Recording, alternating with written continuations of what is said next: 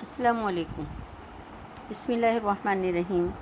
آج آپ کے سامنے میں حضرت صالح علیہ السلام کا تذکرہ بیان کروں گی۔ حضرت صالح علیہ السلام اللہ کے مشہور پیغمبر ہیں۔ اللہ تعالیٰ نے آپ کو قوم سمود کی طرف نبی بنا کر بھیجا۔ آپ ہود علیہ السلام کی وفات سے 100 سال بعد پیدا ہوئے۔ آپ طبعاً بڑے بردبار تھے، اپنی رہائش کے لیے چھوٹا سا مکان تک نہ بنوایا۔ جس جگہ خدا کی عبادت کرتے وہیں اٹھتے بیٹھتے وہیں پڑھ کر سو جاتے۔ قوم سمود مدینہ طیبہ سے شمال کی طرف مقام ہجر میں رہتی تھی۔ حجاز اور شام کے درمیان وادی قرا تک جو میدان ہے، یہ سب اسی قوم کا مقام سکونت تھا۔ یہ قوم بڑی قد آور اور بڑی مالدار تھی، جس کی وجہ سے عیش و عشرت میں پڑھ کر خدا کو فراموش کر چکی تھی۔ پہاڑ کاٹ کاٹ کر پہاڑوں میں بڑے بڑے محل تعمیر کرا کر ان میں بود و باش رکھتی تھی، اور دور دور سے سنگ تراشوں کو بلا کر ان سے محلات تعمیر کراتی تھی، اور ساری دولت ان کی مزدوری میں صرف کرتی تھی، اور دولت کے نشے میں ایسی مدہوش ہوئی کہ سنگ تراشوں سے پتھروں کے بت بنوا کر ان کی پوجا پاٹ شروع کر دی۔ عمریں بڑی طویل ہوتی تھیں، اتنی طویل کہ ایک جو اپنی رہائش کے لیے مکان بنواتا تھا وہ اس کی زندگی میں کھنڈر بن جاتا تھا۔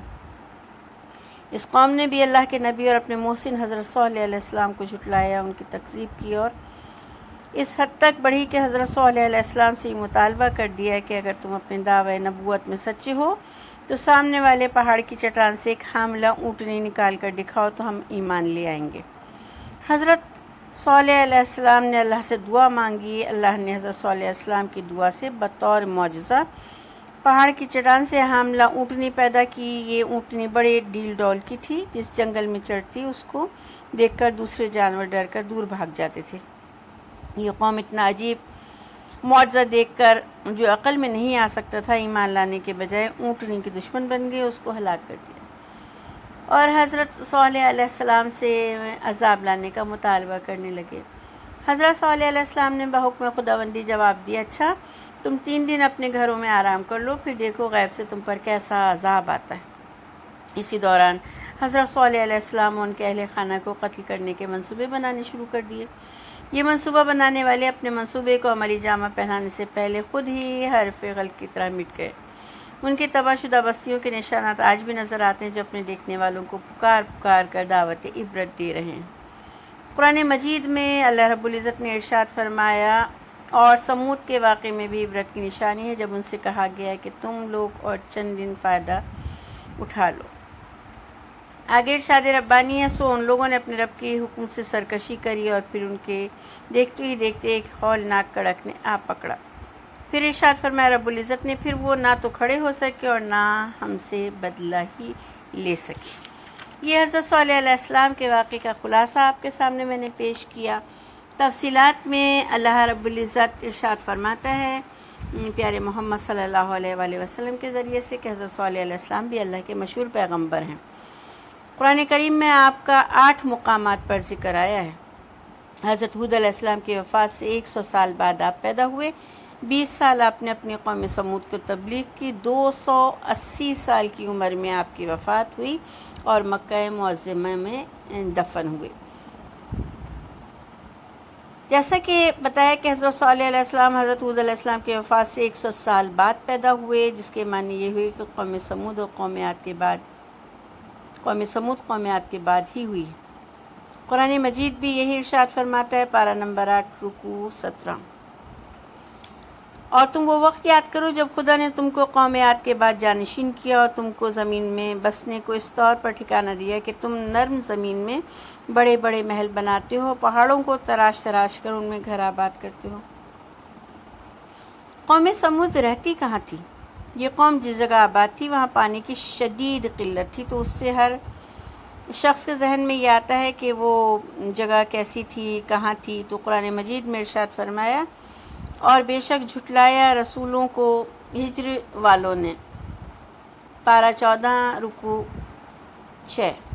تو اس آیت کریمہ سے معلوم ہوا کہ یہ قوم جس جگہ آباد تھی اس کا نام ہجر تھا۔ مفسرین بھی یہی بیان کرتے ہیں۔ ہجر والوں سے مراد یہاں قوم سمود ہے، اور ان کے مقام سکونت کا نام ہجر ہے، جو مدینہ طیبہ سے شمال کی طرف ہے۔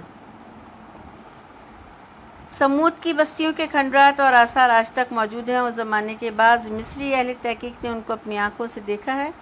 وہ یہ بیان کرتے ہیں کہ وہ ایک ایسے مکان میں داخل ہوئے جو شاہی حویلی کہی جاتی تھی۔ اس میں متعدد کمرے ہیں اور اس حویلی کے ساتھ ایک بڑا حوض بھی ہے اور یہ پورا مکان کاٹ کر بنایا گیا ہے۔ اس قوم کی جائے سکونت یعنی ہجر کو ہجر سمود بھی کہتے ہیں اور ان کے سامنے ہی خلیج عقبہ ہے۔ قوم سمود کو عاد ثانیہ بھی کہا جاتا ہے۔ اس کے علاوہ حضرت محمد مصطفیٰ صلی اللہ علیہ وآلہ وسلم نے حدیث پاک میں بڑی تفصیل فرمائی ہے کہ جناب رسول اللہ صلی اللہ علیہ وسلم تبوک کو جاتے ہوئے جب وادی ہجر سے گزرے جہاں سمود کی تباہ شدہ اور ویران بستیاں تھیں تو صحابہ کرام سمود کے کنوؤں سے پانی بھر کر آٹا گوندھ کر روٹیاں تیار کرنے لگے اور پانی پینا شروع کر دیا۔ جب آپ کو علم ہوا کہ یہ فلاں مقام ہے تو آپ نے پانی گرا دینے اور ہانڈیاں الٹ دینے اور آٹا بیکار کر دینے کا حکم دیا۔ اس کے بعد آپ نے ارشاد فرمایا یہ وہ بستی ہے جس پر خدا کا عذاب ہوا، یہاں نہ قیام کرو نہ ہی یہاں کی چیزوں سے فائدہ اٹھاؤ، یہاں سے آگے چل کر پڑاؤ کرو، ایسا نہ ہو کہ تم بھی کسی بلا میں مبتلا ہو جاؤ۔ اس حدیث سے دو باتیں معلوم ہوتی ہیں، ایک یہ کہ جس جگہ عذاب خداوندی آیا ہو وہاں نہ قیام کرنا چاہیے نہ وہاں تفریح کرنی چاہیے، دوسرے وہاں کی اشیاء کو استعمال کرنے سے پرہیز کرنا چاہیے۔ دوسری حدیث میں آپ نے ایسے مقامات میں داخل ہونے کا طریقہ یہ بتایا کہ تم ہجر کی ان بستیوں میں خدا سے ڈرتے ہوئے، عجز و زاری کرتے ہوئے اور روتے ہوئے داخل ہوا کرو، بلکہ بہتر تو یہ ہے کہ اس میں داخل نہ ہوا کرو، کہیں ایسا نہ ہو کہ تم بھی اپنی غفلت کی وجہ سے عذاب کی مصیبت میں گرفتار ہو جاؤ۔ اللہ رب العزت ہمیں علم حاصل کرنے عمل کرنے کی توفیق عطا فرما۔ وآخر دعوانا ان الحمدللہ رب العالمین۔ اگر آپ کو یہ ویڈیو اچھی لگے تو اسے لائک کریں، سبسکرائب کریں۔ جزاک اللہ۔